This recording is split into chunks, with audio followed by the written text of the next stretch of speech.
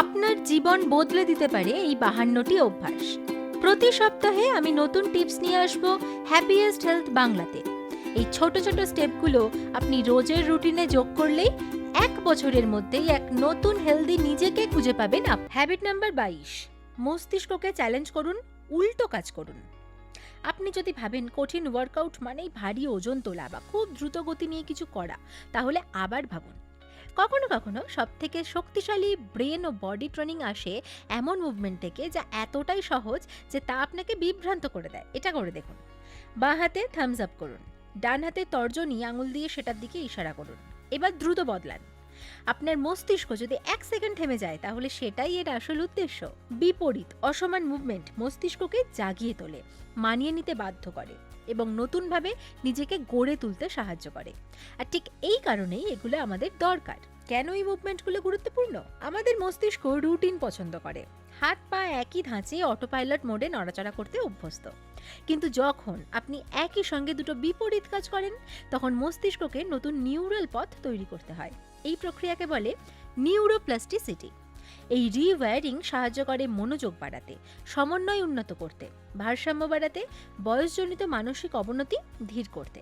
ভাবুন, ছোট কিন্তু চ্যালেঞ্জিং কাজ বিপরীত মুভমেন্ট কিভাবে মস্তিষ্ককে শক্তিশালী করে। প্রতিটি অসমান মুভমেন্ট মস্তিষ্কের দুই পাশকে একসঙ্গে কাজ করতে বাধ্য করে, তবে ভিন্ন ভিন্নভাবে। বাঁ পাশ নিয়ন্ত্রণ করে শরীরের ডান দিক, আর ডান পাশ নিয়ন্ত্রণ করে শরীরের বাঁ দিক। এই দুই পাশ যখন ব্রেনের কর্পাস ক্যালোসাম দিয়ে যোগাযোগ করে, তখন নতুন নিউরাল সংযোগ আরো শক্ত হয়। সময় গড়ালে যা আগে বিভ্রান্তিকর লাগতো তা মসৃণ হয়ে যায়।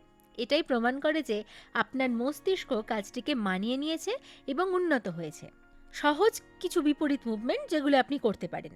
দিনে কয়েক মিনিট এগুলো অনুশীলন করলেই মানসিক স্বাস্থ্য ধারালো হতে পারে।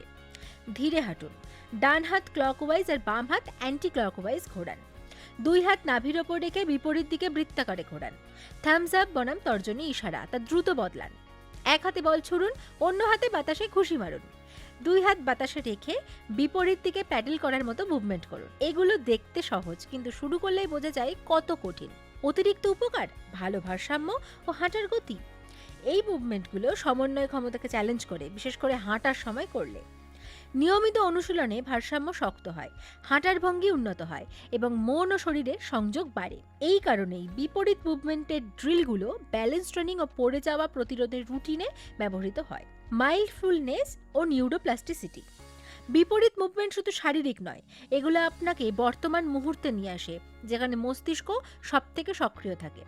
এই সচেতন চ্যালেঞ্জ স্ট্রেস কমাতে, মনোযোগ বাড়াতে এবং বয়সের কিছু প্রভাব ধীর করতেও সাহায্য করতে পারে। সতর্কতা, এগুলো ধীরে করুন, নিরাপদ ও মনোযোগ বিঘ্ন না হয় এমন জায়গায়। আপনি যদি বয়স্ক হন বা ভারসাম্যে সমস্যা থাকে, তবে এগুলো সাপোর্ট বা তত্ত্বাবধানে শুরু করুন। লক্ষ্য হলো নিয়ন্ত্রণ প্র্যাকটিস করা, স্পিড নয়।